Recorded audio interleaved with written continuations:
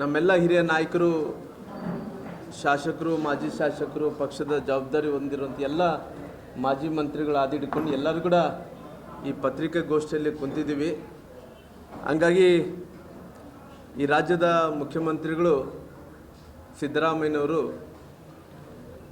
ಅವರು ಈ ಭಾರತೀಯ ಜನತಾ ಪಾರ್ಟಿ ಅಭ್ಯರ್ಥಿಯಾದಂಥ ಶ್ರೀನಿವಾಸ್ ದಾಸ್ಕೇರಪ್ಪ ಅವ್ರ ಪರವಾಗಿ BJPಯವರು, ಕಾಂಗ್ರೆಸ್ಸಿನ ಅಭ್ಯರ್ಥಿ ಪರವಾಗಿ ಸನ್ಮಾನ್ಯ ಸಿದ್ದರಾಮಯ್ಯರು ಪ್ರಚಾರವನ್ನು ಕೂಡ ಮಾಡ್ತಾ ಇದ್ದಾರೆ. ನಾನು 4-5 ದಿನಗಳ ಕಾಲ, ಹತ್ತತ್ರ 6 ದಿನಗಳ ಕಾಲ ಬಾಗಲಕೋಟೆಯಲ್ಲಿ ಪ್ರಚಾರ ಮಾಡ್ತಾ ಇದ್ದೆ. ಇವತ್ತು ನಾಳೆ ಇಲ್ಲೇ ಪ್ರಚಾರವನ್ನು ಕೂಡ ಮಾಡೋಂಥ ಕೆಲಸ ಮಾಡ್ತೀನಿ. ಪ್ರಚಾರದಲ್ಲಿ ಪಾಪ ಸಿದ್ದರಾಮಯ್ಯನವರು ಬಹುಶಃ ಈ ರಾಜ್ಯದ ಜನರಿಗೆ ಗೊತ್ತಿದೆ. ಯಾಕಂದರೆ ಸಿದ್ದರಾಮಯ್ಯನವರು ಈ ಸರ್ಕಾರ ಇದು ಹುಟ್ಟಿದ್ದು ಸುಳ್ಳಿನಿಂದೆ ಅನ್ನೋಂಥದ್ದು ತಮ್ಮೆಲ್ಲರಿಗೂ ಕೂಡ ಗೊತ್ತಿರೋಂಥ ವಿಚಾರ. ಯಾಕಂದರೆ ಇವತ್ತು ದಾವಣಗೆರೆ, ಬಾಗಲಕೋಟೆಯಲ್ಲಿ ಇವತ್ತು ನಾವು ನೋಡಿದಂಥ ಸಂದರ್ಭದಲ್ಲಿ ಆ ಸಿದ್ದರಾಮಯ್ಯನವರ ಕಂಪ್ನಿ ಏನಿದೆನೋ ಆ ಕಂಪ್ನಿ ಹೇಳ್ತಾ ಇದ್ದಂತೆ ಭಾರತೀಯ ಜನತಾ ಪಾರ್ಟಿ ಇವತ್ತು ದಾವಣಗೆರೆಯ ಸೌತು ಮತ್ತು ಬಾಗಲಕೋಟೆಯಲ್ಲಿ ಗೆದ್ದರೆ ಗ್ಯಾರಂಟಿಗಳು ಬಂದ್ ಮಾಡ್ತಾರಾ ಅಂದೇಳಿ ಆ ಸಿದ್ದರಾಮಯ್ಯರ ಕಂಪ್ನಿ ಹೇಳ್ತಾ ಇತ್ತಂತೆ. ಯಾಕೆ ನಾನು ಸಿದ್ದರಾಮಯ್ಯರಿಗೆ, ಈ ರಾಜ್ಯದ ಮುಖ್ಯಮಂತ್ರಿಗಳಿಗೆ ನಾನು ಕೇಳ್ತೀನಿ, ಇವತ್ತು ಒಂದು ಸ್ಪಷ್ಟೀಕರಣ ಕೊಡಬೇಕು. ಈ ಕರ್ನಾಟಕ ರಾಜ್ಯದಲ್ಲಿ ಭಾರತೀಯ ಜನತಾ ಪಾರ್ಟಿ ಸರ್ಕಾರ ಇದೆನಾ, ಇಲ್ಲಿದ ಕಾಂಗ್ರೆಸ್ ಸರ್ಕಾರ ಇದೆನಾ? ಯಾಕಂದರೆ ಗ್ಯಾರಂಟಿಗಳು ಬಂದ್ ಮಾಡಬೇಕಂದ್ರೆ ಕಾಂಗ್ರೆಸ್ ಸರ್ಕಾರೇ ಬಂದ್ ಮಾಡಬೇಕು. ಇವತ್ತು ಸಿದ್ದರಾಮಯ್ಯ ಅವರು ಸುಳ್ಳು ಹೇಳಲಿಕ್ಕೆ, ಅವ್ರ ಕಂಪ್ನಿ ಸುಳ್ಳು ಹೇಳಲಿಕ್ಕೆ ಇದಕ್ಕಿಂತ ಯಾವುದೇ ನಿದರ್ಶನ ಇಲ್ಲ ಅಂತೇಳಿ ನಾನು ತಿಳ್ಕೊಂಡೀನಿ. ಯಾಕಂದರೆ ಅವರು ಮುಂಚೆಯಿಂದ ಕೂಡ ಜನರೆಲ್ಲರೂ ಕೂಡ ಭಾಳ ದಡ್ರ ಅನ್ಕೊತಾರೆ. ಯಾಕಂದರೆ ಅವರೆಲ್ಲರೂ ಕೂಡ ದಡ್ರ ಅಂತೇಳಿ ಭಾವಿಸ್ತಾರೆ. ಆದರೆ ಸಿದ್ದರಾಮಯ್ಯರಿಗೆ ಗೊತ್ತಿದೆ, ಎಲ್ಲೋ ಒಂದು ಕಡೆ ಈ 2 ಉಪಚುನಾವಣೆಗಳಲ್ಲಿ ಬಾಗಲಕೋಟೆ, ದಾವಣಗೆರೆ ಸೌತಲ್ಲಿ ನಾವು ಸೋಲ್ತಾ ಇದ್ದೀವಿ. ಈ ದಾವಣಗೆರೆಯಿಂದ ಶ್ರೀನಿವಾಸ್ ದಾಸ್ಕೇರಪ್ಪರು BJP ಅಭ್ಯರ್ಥಿಯವರು ಎಲ್ಲರೂ ಒಂದಾಗಿ ಒಗ್ಗಟ್ಟಾಗಿ ಚುನಾವಣೆ ಮಾಡ್ತಾರೆ ಇರೋಂಥ ಕಾರಣದಿಂದ ಸನ್ಮಾನ್ಯ ಈ ರಾಜ್ಯದ ಮುಖ್ಯಮಂತ್ರಿಗಳಿಗೆ, ಕಾಂಗ್ರೆಸ್ಸಿನ ಪಾರ್ಟಿಗೆ ಸೋಲಿನ ಭೀತಿ ಪ್ರಾರಂಭ ಆಗಿಬಿಟ್ಟಿದೆ. ಹಂಗಾಗಿ ಇವತ್ತು ಬಹುಶಃ BJP ಅಂದ ತಕ್ಷಣವೇ ಅವ್ರು ಕಾಂಗ್ರೆಸ್ವರ್ಗಂತ ಸೋಲಿನ ಭಯ ಅಂತ ಪ್ರಾರಂಭ ಆಗಿಬಿಟ್ಟಿದೆ. ಒಂದು ಕಡೆ BJP ಅಂದ ತಕ್ಷಣವೇ ಅವ್ರಿಗೆ ಇತ್ತೀಚೆಗೆ ನಾವು ನೋಡ್ತಾ ಇದ್ದೀವಲ್ಲ, ಎಲ್ಲಿ ಹೋದ್ರೆ ಕೂಡ ಇವತ್ತು BJP ಅಂತ ಇದ್ದಾರೆ ಅಂದೇಳಿ ಜನರಲ್ಲಿ ಭಾವನೆಗಳು ಗೊತ್ತಾಗ್ತಾವೆ. ಹಂಗಾಗಿ ಇವತ್ತು ಒಂದು ಕಡೆ ಕಾಂಗ್ರೆಸ್ಸಲ್ಲಿದ್ದಂಥ ಅವರು ಉಪಮುಖ್ಯಮಂತ್ರಿಗಳಂತ DK ಶಿವಕುಮಾರ್ ಅವ್ರ ಮೇಲೆ ಎಷ್ಟು ಭಯ ಇದೆನೋ, ಭಾರತೀಯ ಜನತಾ ಪಾರ್ಟಿ ಅಂದ್ರೆ ಅಷ್ಟೇ ಭಯಗಳು ಸಿದ್ದರಾಮಯ್ಯರಿಗೆ ಆಗಿದೆ. ಹಂಗಾಗಿ ನಾನು ಭಾಳಷ್ಟು ಹಿಂದಕ್ಕೆ ಹೋದಂಥ ಟೈಮಲ್ಲಿ ಸನ್ಮಾನ್ಯ ಸಿದ್ದರಾಮಯ್ಯನವರು 2018ರಲ್ಲಿ ಚುನಾವಣೆ ನಡೀತದೆ. 2018ರಲ್ಲಿ ಚುನಾವಣೆ ನಡೆಯುವಂಥ ಟೈಮಲ್ಲಿ ಅವತ್ತು ಪರಮೇಶ್ವರ್, ಅವತ್ತು 2018ರಲ್ಲಿ ಪರಮೇಶ್ವರ್ನ ಮುಖ್ಯಮಂತ್ರಿ ಮಾಡಬೇಕು ಅಂದೇಳಿ ಅವರು ಒಬ್ಬ ದಲಿತ ನಾಯಕ, ಅವರು ಮುಖ್ಯಮಂತ್ರಿ ಆಗಬೇಕು ಅನ್ನೋಂಥ ಸಂದರ್ಭದಲ್ಲಿ ಅವತ್ತು ಇದೇ ಮುಖ್ಯಮಂತ್ರಿಗಳು ಸಿದ್ದರಾಮಯ್ಯನವರು ಅವ್ರನ್ನ ಸೋಲ್ಸೋಂಥ ಕೆಲಸ ಮಾಡುತ್ತೆ. ಅದಕ್ಕೋಸ್ಕರವಾಗಿ ಇವತ್ತು ಏನಾಗ್ತಾಯಿದೆ ಅಂದ್ರಿಗಿನ ಕಾಲ ಬದಲಾವಣೆ ಆಗಿದೆ. ಕಾಲ ಯಾವ ರೀತಿಯಲ್ಲಿ ಬದಲಾವಣೆ ಆಗಿದೆ ಅಂದ್ರಿಗಿನ ಅವತ್ತು 2018ರಲ್ಲಿ ಸನ್ಮಾನ್ಯ ಪರಮೇಶ್ವರ್ನ, ಒಬ್ಬ ದಲಿತ ನಾಯಕರನ್ನ ಸೋಲ್ಸೋಂಥ ಕೆಲಸ ಸನ್ಮಾನ್ಯ ಈ ರಾಜ್ಯದ ಮುಖ್ಯಮಂತ್ರಿಗಳು, ಹಿಂದುಳಿದಂಥ ನಾಯಕರು, ಐಂದ ನಾಯಕರು ಅಂತೇಳಿ ಏನು ಹೇಳ್ಕೊಂಡು ಹೊಂಟಾನೋ ಅದೇ ವ್ಯಕ್ತಿ ನೇರವಾಗಿ ಪರಮೇಶ್ವರನ ಸೋಲ್ಸೋಂಥ ಕೆಲಸ ಮಾಡ್ತಿದೆ. ಭಗವಂತ ಕಾಲಚಕ್ರದಲ್ಲಿ, ಈ ಕಾಲಚಕ್ರದಲ್ಲಿ ಇವತ್ತು DK ಶಿವಕುಮಾರ್ ಅವರು, ಸಿದ್ದರಾಮಯ್ಯರು ಈ 2 ಉಪಚುನಾವಣೆಯಲ್ಲಿ ಸೋಲಬೇಕು ಅನ್ನೋಂಥದ್ದು ಇವತ್ತು ಎಲ್ಲ ರೀತಿಯಲ್ಲೂ ಕೂಡ ಜಗಜ್ಜಾಹಿರಂದ್ರೆ ಎಲ್ಲರೂ ಕೂಡ ಕಾಣೋಂಥ ಕೆಲಸ ಆಗ್ತಾಯಿದೆ. ಬಹುತೇಕ ಇವೆಲ್ಲ ನೋಡಿದಂಥ ಟೈಮಲ್ಲಿ ಒಂದು ಕಡೆ ನಾನು ನೋಡ್ತಾ ಇದ್ದೆ, ನಿನ್ನೆ ನೋಡಿದಂಥ ಟೈಮಲ್ಲಿ ಬಹುಶಃ ಈ ರಾಜ್ಯದ ಮುಖ್ಯಮಂತ್ರಿಗಳು ಸಿದ್ದರಾಮಯ್ಯನವರು BJP ಪಾರ್ಟಿ ಅಂದ ತಕ್ಷಣವೇ ಅವರು ಏನೊಂದು ಎಲ್ಲಿ ಹೋಲಿಸ್ತಿದ್ರಂದ್ರೆ ಇದು BJP ಪಾರ್ಟಿ ಅಂದ ತಕ್ಷಣ ಕಳ್ಳ ಎತ್ತುಗಳು ಅನ್ನೋಂಥ ರೀತಿಯಲ್ಲಿ ಅವರು ಹೋಲಿಸ್ತಾ ಇದ್ರು, ಕಳ್ಳು ಎತ್ತುಗಳ ಥರ ಹೋಲಿಸ್ತಾ ಇದ್ರು. ಅಂದರೆ ಬಹುಶಃ ನಮ್ಮ ಬಿ ಜೆ ಪಿಯವರು ಗೋಮಾತೆಯರು ಇದ್ದಂತೆ ನಾವೆಲ್ಲರೂ ಕೂಡ ಗೋಮಾತೆಗೆ ಹೋಲಿಸಿರೋದಂಥದ್ದು. ನಾನು ವಿಶೇಷವಾಗಿ ಸಿದ್ದರಾಮಯ್ಯವ್ರನ್ನ ನಾನು ಧನ್ಯವಾದಗಳು ಹೇಳ್ತೀನಿ. ಆದರೆ ಸಿದ್ದರಾಮಯ್ಯನವರು ಇವತ್ತು ಕಳ್ಳೆತ್ತುಗಳು ಅಂತೇಳಿ ನಮ್ಮನ್ನೇನು ಹೋಲಿಸಿದಾರೋ, ಇವತ್ತು ಕಳ್ಳ ಎತ್ತುಗಳಾಗಿರ್ಬೋದು, ಅದು ದನಕರುಗಳಾಗಿರ್ಬೋದು, ತೋಟದಲ್ಲಿ ಹೋಗಿರ್ಬೋದು, ಹೊಲಗದ್ದೆಗಳಾಗಿರ್ಬೋದು, ಎಷ್ಟು ಹೊಟ್ಟೆ ಬೇಕಾಗುತ್ತೋ ಅಷ್ಟು ಹೊಟ್ಟೆ ತುಂಬ ಊಟ ಮಾಡ್ತಾವ, ಅದ್ರ ಪಾಟಿಗೆ ಮನೆಗೆ ಹೋಗ್ತಾವ. ಆದರೆ ನಿಮ್ಮ ಸರ್ಕಾರದಲ್ಲಿದ್ದಂಥವ್ರು ಇವತ್ತು ಅನೇಕ ಮಂತ್ರಿಗಳನ್ನು ನೋಡಿದಂಥ ಟೈಮಲ್ಲಿ ಎತ್ತುಗಳು, ಆಕಳುಗಳು, ದನಕರುಗಳಾದರೆ ಎಷ್ಟು ಬೇಕಾದಷ್ಟು ಮೇವ್ತಾವಾಗಲಿ ನಿಮ್ಮ ಸರ್ಕಾರದಲ್ಲಿದ್ದಂಥ ಎಲ್ಲ ಮಂತ್ರಿಗಳು ಈ ರಾಜ್ಯದಲ್ಲಿದ್ದಂಥ ನಿಮ್ಮ ಖಜಾನೆಗಳಲ್ಲಿದ್ದಂಥ ಎಲ್ಲ ಹಣವನ್ನು ಲೂಟಿ ಮಾಡೋಂಥ ಕೆಲಸ ನಿಮ್ಮ ಸರ್ಕಾರ ಕೂಡ ಮಾಡ್ತಾ ಇದೆ. ಬಹುಶಃ ನೀವು ಎಷ್ಟು ಮಟ್ಟಿಗೆ ತಾವು ಭ್ರಷ್ಟಾಚಾರ ಮಾಡ್ತಾ ಇದ್ದೀರಿ ಅಂದಾಗ 5 ತಲೆಮಾರಿಗಳು 10 ತಲೆಮಾರಿಗಳಾಗಷ್ಟು ಭ್ರಷ್ಟಾಚಾರ ಮಾಡ್ತಾಯಿದ್ರಿ.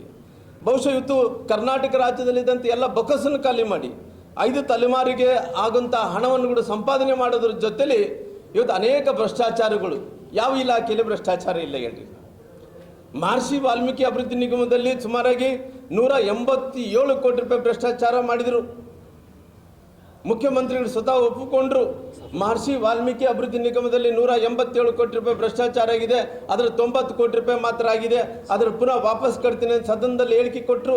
ಹೇಳಿಕೆ ಕೊಟ್ಟಿದ ನಂತರ ಇವತ್ತಿನ ತನಕ ಆಗಿದೆ 1 ರೂಪಾಯಿ ಕೂಡ ನಯಾ ಪೈಸೆ ಕೂಡ ಆ ಹಣವನ್ನು ಕಟ್ಟಿಲ್ಲ, ವಾಪಸ್ ಕೂಡ ತಿರುಗಿ ಕಟ್ಟಿಲ್ಲ. ಅದೇ ರೀತಿ ಪರಿಶಿಷ್ಟ ಜಾತಿಗಳ ನಿಗಮದಲ್ಲಿ ಭ್ರಷ್ಟಾಚಾರ ಆಗಿದ್ದಕ್ಕೂ ಸತತವಾಗಿ ಆ ನಿಗಮದ ಅಧ್ಯಕ್ಷರು ಅವನು ಸ್ವತಃ ರಾಜೀನಾಮೆಯನ್ನು ಕೂಡ ಕೊಡೋಂಥ ಕೆಲಸ ಮಾಡಿದರು. ಬಹುಶಃ ಅವತ್ತು ಭ್ರಷ್ಟಾಚಾರ ಮಾಡುವಂಥ ಟೈಮಲ್ಲಿ ಅನೇಕ ಚುನಾವಣೆಗಳು ಮಾಡಿದರು. ತೆಲಂಗಾಣ ಚುನಾವಣೆ ಮಾಡಿದರು, ಕರ್ನಾಟಕ ಲೋಕಸಭೆ ಚುನಾವಣೆಗಳು ಮಾಡಿದರು. ಆ ಭ್ರಷ್ಟಾಚಾರದಿಂದ ಹಣವನ್ನು ಲೂಟಿ ಮಾಡಿ ಇವತ್ತು ಎಲ್ಲ ಎಲೆಕ್ಷನ್ಗಳು ಮಾಡೋದ್ರ ಜೊತೆಲಿ ಬಹುಶಃ ಇವತ್ತು ಕೂಡ ಚುನಾವಣೆ ಮಾಡ್ತಾ ಇದ್ದಾರೆ ಅಂದಿನ ಇವತ್ತು ಎಲ್ಲೋ ಒಂದು ಕಡೆ ಇನ್ನೊಂದು ಇವತ್ತು ಭ್ರಷ್ಟಾಚಾರ ಕೂಡ ಮಾಡಿದೆ ಅನ್ನೋಂಥದ್ದು ಕೂಡ ಕಾಣ್ತಾ ಇದೆ.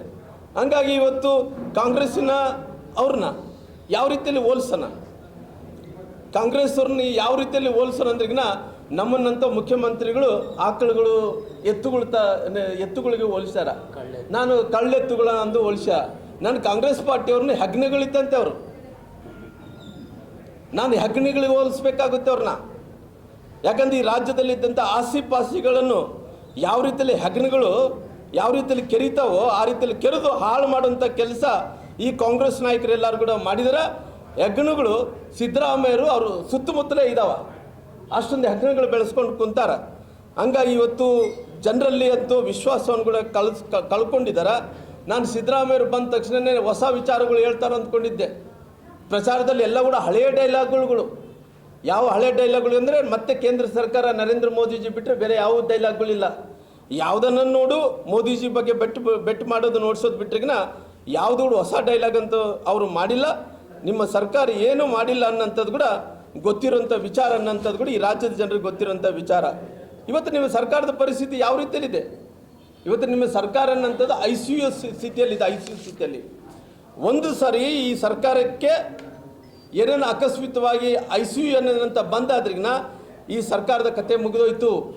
ಈ ICU ತೆಗೆದುಬಿಟ್ರೆ ಸರ್ಕಾರದ ಕತೆ ಮುಗಿದೋಯ್ತು ಅನ್ನೋಂಥ ಪರಿಸ್ಥಿತಿಯಲ್ಲಿದೆ. ಯಾಕಂದರೆ ವೆಂಟಿಲೇಟರ್ ಇದ್ದಂಥ ಟೈಮಲ್ಲಿ ವೆಂಟಿಲೇಟರ್ ತೆಗೆದ್ರೆ ಮನುಷ್ಯ ಸತ್ತೋಗ್ತಾನೆ. ಈ ಸರ್ಕಾರ ಕೂಡ ಯಾವ ವೆಂಟಿಲೇಟರ್ದಲ್ಲಿದೆ ಅಂದ್ರಿಗಿನ ಸುಳ್ಳಿನ ವೆಂಟಿಲೇಟರ್ದಲ್ಲಿದೆ. ಈ ಸುಳ್ಳಿನ ವೆಂಟಿಲೇಟರ್ ತೆಗೆದ್ರೆ ಈ ಸರ್ಕಾರ ಸತ್ತೋಗುತ್ತೆ, ಆ ಸ್ಥಿತಿಯಲ್ಲಿದೆ. ಹಂಗಾಗಿ ಪ್ರಧಾನಿ ಮೇಲೆ ಇವತ್ತು ಇಲ್ಲದ ಸಲ್ಲದ ಆರೋಪಣೆಗಳು ಮಾಡೋದು, ಇವತ್ತು ಅಹಿಂದ ಹೇಳ್ಕೊಂಡು ಅವರ ಬೆಳೆ ಬೆಳೆಸ್ಕೊಳ್ಳೋ ಸಲುವಾಗಿ ಮುಖ್ಯಮಂತ್ರಿ ಆಗೋ ಸಲ ಎಲ್ಲ ಅಹಿಂದಗಳೆಲ್ಲ ಕೂಡ ಜಾತಿಗಳೆಲ್ಲ ಕೂಡ ನನ್ನ ಜೊತೆಲಿ ಬರಲಿ ಅನ್ನೋಂಥದ್ದು. ಇವತ್ತು ಈ ಅಧಿಕಾರ ಹಂಚಿಕೆ ಮಾಡುವಂಥ ಟೈಮಲ್ಲಿ ಯಾವ ಅಹಿಂದ ಇಲ್ಲ, ಅವ್ರಿಗೆ ಬೇಕಾದಂಥವ್ರು ಕೊಟ್ಕೊಳ್ಳೋದಂಥದ್ದು ಕೂಡ ಗೊತ್ತಿದೆ. ಇವತ್ತು ಮುಖ್ಯಮಂತ್ರಿಗಳು ಪ್ರಧಾನಮಂತ್ರಿಗಳ ಮೇಲೆ ಏನು ಆರೋಪಣೆ ಮಾಡ್ತಾ ಇದ್ದಾರೋ, ಪ್ರಧಾನಮಂತ್ರಿಗಳು ಕರೆದಂಥ ನೀತಿ ಆಯೋಗದ ಸಭೆಗೆ ಚಕ್ಕರ್ ಹೊಡಿತಾರೆ. ನೆನಪಿರಲಿ, ಪ್ರಧಾನಮಂತ್ರಿಗಳು ಕರೆದಂಥ ನೀತಿ ಆಯೋಗಕ್ಕೆ ಸಭೆಗಳನ್ನು ಕರೆದರೆ ಚಕ್ಕರ್ ನೋಡಿ ಅಂತ ಕೆಲಸ ಮಾಡ್ತಾನೆ.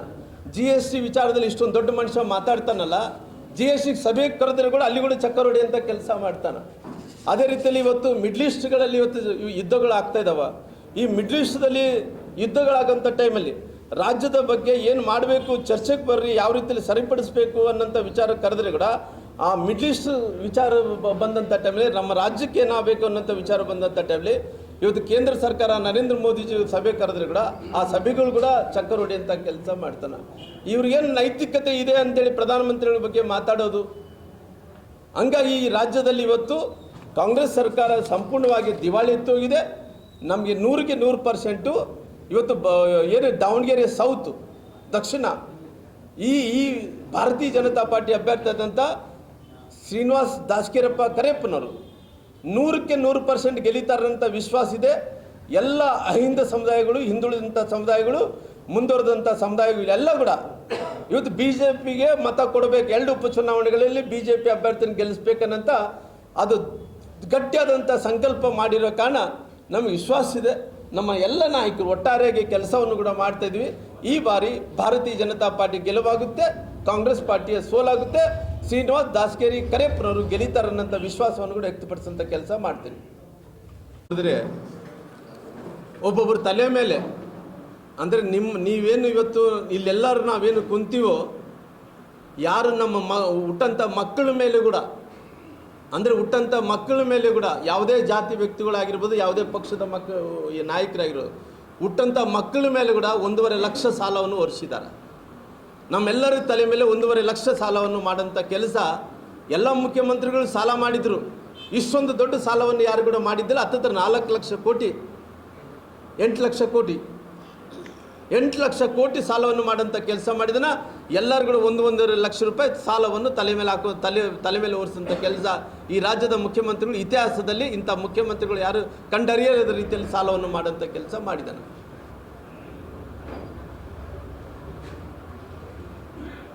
ಇವತ್ತು ಒಂದು ಅವಕಾಶವನ್ನು ಮಾಡಿಕೊಡಬೇಕು. ಎಲ್ಲ ಮನೆಗೆಲ್ಲ ಅವ್ರನ್ನೇ ಹೊತ್ಕೊಂಡೋಗಿ ಅವ್ರ ಮನೆಗೆ ತೂರೋದು ಎಲ್ಲರಿಗೂ ಸೇರಿ. ಹಂಗಾಗಿ ಒಂದು ಏನಂತ ಹೇಳಿದ್ರೆ ಒಂದು ಸಾಮಾನ್ಯವಾದಂಥ ಒಬ್ಬ ದಲಿತ ವ್ಯಕ್ತಿಗೆ ಒಂದು ಅವಕಾಶವನ್ನು ಮಾಡಿಕೊಡ್ಬೇಕು ಅನ್ನೋಂಥ ಕಾರಣದಿಂದ ನಮ್ಮ ನಾಯಕರೆಲ್ಲರಿಗೂ ತೀರ್ಮಾನವನ್ನು ತಗೊಂಡು ಇವತ್ತು ಸೀನಪ್ಪ ದಾಸಕೀರಪ್ಪ ಕರೇಪ್ಪನವ್ರಿಗೆ ಅವಕಾಶವನ್ನು ಮಾಡಿಕೊಟ್ಟಿದ್ದಾರೆ. ಥ್ಯಾಂಕ್ ಯು ಅಣ್ಣ. ನಾನು ಮುಂದಕ್ಕೆ ಹೋಗಿ ನನ್ನ ಪ್ರಚಾರಕ್ಕೆ